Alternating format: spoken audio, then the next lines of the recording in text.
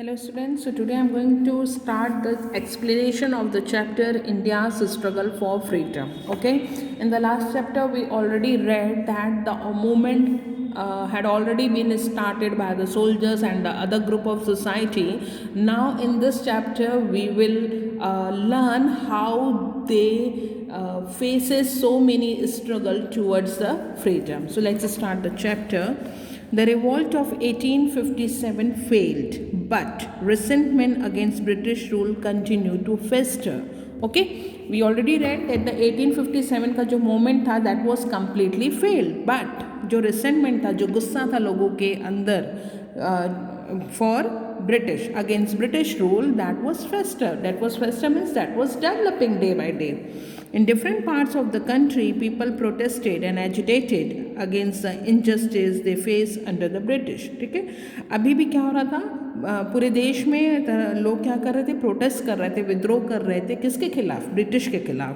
These protests and agitations were evidence of a growing sense of nationalism in the country. तो ये जो protest हो रहे थे, लोग गुस्से में थे, तो एक तरीके से कौन सी भावना उनके अंदर आ रही थी, नेशनलिज्म की, राष्ट्रीयता की भावना धीरे धीरे उनके अंदर हो रही थी. As we have learned in previous chapter, nationalism is a feeling of intense love and pride for one's country. So what is nationalism? Nationalism क्या होता है? Nationalism of is a feeling of intense love, जो हमारा जो प्यार होता है towards our country और हमें जो गर्व महसूस होता है towards our country, that is called a feeling of nationalism. It also refers to the desire for freedom felt by people under foreign domination, as in case of pre-independent India. ठीक है, फिर धीरे धीरे लोगों को आने लगा समझ में कि नहीं, हमें अपने देश को आज़ाद करना होगा, हमें अपने देश को ब्रिटिशर्स के से आज़ादी चाहिए. Nationalism in India gathered strength in the second half of the 19th century. तो धीरे धीरे जो नेशनलिज्म थी वो जो 19th सेंचुरी के सेकेंड हाफ में बहुत क्या हो गई, अपने पीक पॉइंट पे थी, बहुत तेज़ी से फैल रही थी. Now what were the reason actually, what were the factors that led to the rise of nationalism? ऐसा क्या हो गया कि लोगों के अंदर नेशनलिज्म की भावना तेज हो रही थी. ठीक है, क्या क्या फैक्टर्स थे, so let's discuss it. The works of scholars William Jones, Max Muller awake a feeling of pride and among the Indians for Indians glorious past. ठीक है, तो बहुत सारी ऐसे कविताएं लिखी गई, ऐसी कहानियां लिखी गई, ऐसे आर्टिकल्स छपने लगे स्पेशली विलियम जोन्स और मैक्स मुलर में, जिसमें लोगों को अपनी देश के प्रति जो प्राइड होता है, नेशनलिज्म होता है, उसके बारे में लोगों को जागरूक किया. और दूसरे कंट्रीज़ में भी हमने देखा था, अमेरिका में, फ्रांस में बहुत सारी ऐसी प्रॉब्लम्स चल रही थी, तो उसका इम्पैक्ट इंडिया पे भी पड़ा. The economic pride of the economic policies of the British ruined Indian agriculture and industry. So whatever the policies made by the British related to agriculture or economics, so what happened day by day, the India was getting to the dearth of the declination. तो धीरे धीरे India ख़त्म हो रहा था. It led to the frequent famines, जगह जगह भूखमरी हो रही थी. फैमिन मतलब क्या होता है, जो नेचुरल डिज़ास्टर हो रहे थे, कैलामिटीज़ हो रही थी, भूखमरी फैल रही थी. All this suffering increase the anger of the people against British. तो इन सब लोगों की वजह से मतलब लोग गुस्से में थे ब्रिटिश, क्योंकि उनके साथ अनफेयर हो रहा था. Western education exposed Indians to the idea of democracy and nationalism and inspired them. और क्या हो रहा था, जब ब्रिटिशर्स आए तो उन्होंने धीरे धीरे एजुकेशंस को डेवलप किया. तो एजुकेशन डेवलप होने से क्या हुआ कि लोगों में जो लॉजिकल कैपेबिलिटीज़ थी वो लोग समझने लगे डेमोक्रेसी को, नेशनलिज्म को. तो ये सब भी एक फैक्टर्स थे नेशनलिज्म को बढ़ावा देने के लिए. Rabindranath Tagore, Subramanya Bharati and Ram Prasad Bismil gave a best boost to the growth of the nationalism through their patriotic writings. तो ये जो इंडियन के लेखक भी थे, रविन्द्रनाथ टैगोर थे, सुब्रमण्य भारती थे, राम बिस्मिल, उन्होंने भी जो उनकी राइटिंग्स थी, जो उन्होंने लिखा, उससे भी लोगों के अंदर क्या हो रही थी, अवेयरनेस आ रही थी towards their nation. They wrote in a regional language and went therefore able to reach a far wider audience. और वो लोग किस लैंग्वेज में लिख रहे थे, रीजनल लैंग्वेज में, ऐसी लैंग्वेज जो हर कोई पढ़ सके, समझ सके. तो इससे लोगों तक सारी बातें, उनके जो मैसेज हो रहे थे वो कन्वे हो रहे थे. The introduction of the railways, telegraph and the postal system increased communication among Indians. English as a common language helped further revolutionary ideas therefore spread faster across the country. So one is the basic cause of the increasing of the nationalism, that the communication became faster. Telegraph आ गया, railways आ गए, इन वजह से क्या होने लगा कि लोग वो एक दूसरे के जो बातों का जो मैसेज था वो धीरे धीरे बहुत जल्दी पहुंचने लगा. A series of acts passed by the British government in 19th century discriminated against the Indians and angered them further.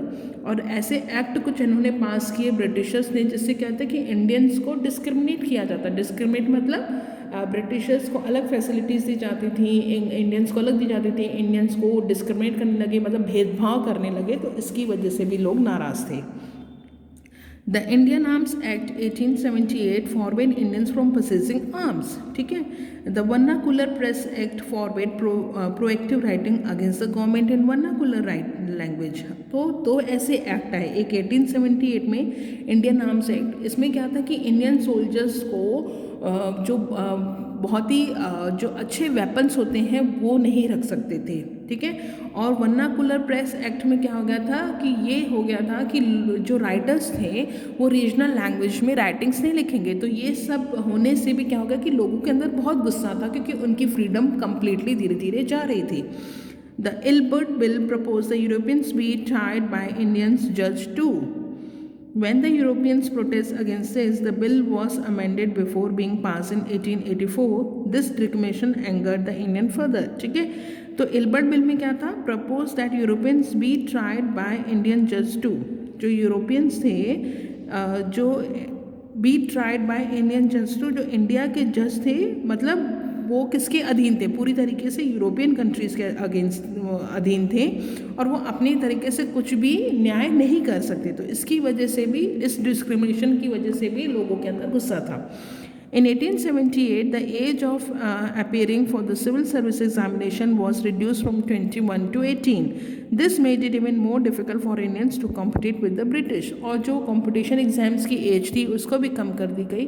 और क्या था कि जो ब्रिटिश के लोग थे वो ज़्यादा पढ़े लिखे थे, तो इंडियंस को बहुत प्रॉब्लम हो गई थी उनसे कॉम्पिटिशन करने में. और जो सिविल सर्विसेज के एग्ज़ाम थे, यानी कि एडमिनिस्ट्रेशन लेवल पर, यहाँ सीधी लैंग्वेज में कहेंगे कि जो सरकारी नौकरी थी वो सीधे सीधे किसके पास चली जा रही थी? ब्रिटिशर्स के पास चली जा रही थी. इंडियंस उनसे कॉम्पिटिट नहीं कर पाते. तो ये इतने फैक्टर्स थे जिसकी वजह से क्या हो गया कि लोगों के अंदर गुस्सा था and they want freedom and this factors led to the nationalism. The Indian National Congress. The Indian National Congress was founded in 1885 as a platform to address the issues Indians had with the British government. ठीक है. अब एक समिति बनाई गई, that is Indian National Congress. When 1885, it's very important, remember the name of the committee, year and who founded this committee. फिर उसमें क्या था कि अब ऐसी कमिटी, उसमें बताया गया था कि इंडियंस को क्या क्या प्रॉब्लम है ब्रिटिश से, उसमें उसको सॉर्ट आउट करने के लिए, उसको सॉल्व करने के लिए ये कांग्रेस बनाई गई, Indian National Congress committee. Indians lawyer, teachers, journalists, businessmen and landlords took an active part in setting up of Congress. जो जितने भी थे एक्टिव पर्सन, हर क्लास के लोग इसमें आगे हिस्सा लिए. Allan Octavian Hume, a retired British civil servant, was one of the founder of the Congress. तो किसने इसको किया? Elon Octave, A.O. ह्यूम इसको बोला जाता है, इसका फुल फॉर्म है एलन ऑक्टेवियन ह्यूम. इन्होंने इसकी स्थापना की. The first session of the Congress was held in December 1885 and Womesh Chandra Banerjee was elected as its president. ठीक है. तो इसकी जो फर्स्ट मीटिंग हुई कब हुई? 1885 में. और इसके जो प्रेसिडेंट थे, फाउंडर थे A.O. ह्यूम एंड इसके प्रेसिडेंट थे वोमेश चंद्र बैनर्जी. तो उन्होंने इसकी स्थापना की. Objective of the Indian National Congress. अब इसके ऑब्जेक्टिव क्या थे? ठीक है. क्या इसके पर्पस था, क्या एम था, वो क्या चाहते थे ब्रिटिशर्स से? India grant wider power to the state legislative council and provide more teaching and self government. ठीक है. वो चाहते थे कि ब्रिटिश इंडियंस को भी पूरा मौका दे एडमिनिस्ट्रेटिव लेवल पे काम करने का, यानी कि सरकारी नौकरियां जो भी हैं या जो भी कानून बन रहे हैं, बिल बन रहे हैं, उसमें इंडियंस भी पार्टिसिपेट करें. Pay more attention to the development of agriculture and modern industry so as to reduce poverty and unemployment. ठीक है. तो एग्रीकल्चर की तरफ और मॉडर्न इंडस्ट्रीज़ की तरफ ज़्यादा अटेंशन देना है, जिससे कि इंडिया में जो प्रॉब्लम्स हैं रिलेटेड टू भुखमरी, पॉवर्टी, जो भी है, अनएम्प्लॉयमेंट है, उसको सॉर्ट आउट किया जा सके. Allow more Indians into the higher post of the administrative service, और इंडियंस भी एडमिनिस्ट्रेटिव सर्विस में उतना ही पार्टिसिपेट करें जितना ब्रिटिशर्स कर रहे हैं. Greater freedom to the press and allow Indians their civil rights. ठीक है, प्रेस को पूरी फ्रीडम दी जाए जिससे कि वो जो कहना चाहें, वो बोलना चाहें, जो मैसेज कन्वे करना चाहें वो कर सकें. ठीक है. They also wanted to raise public consciousness against British imperialism and engage the Indian masses in the national struggle. और वो भी ये भी चाहते थे कि लोगों को जागरूक किया जाए अगेंस्ट ब्रिटिश एम्पायरिज्म, ब्रिटिश की जो तानाशाही है उसके अगेंस्ट लोगों को जागरूक किया जाए. और India engage the Indian masses, और इंडिया के मासेस मतलब इंडिया की जो पब्लिक है उसमें नेशनल स्ट्रगल में उनको हिस्सा लेने का मौका दे. So these were the objective of the Indian National Congress. Okay, that's all for the today. In the next session we will read more about this chapter. Thank you.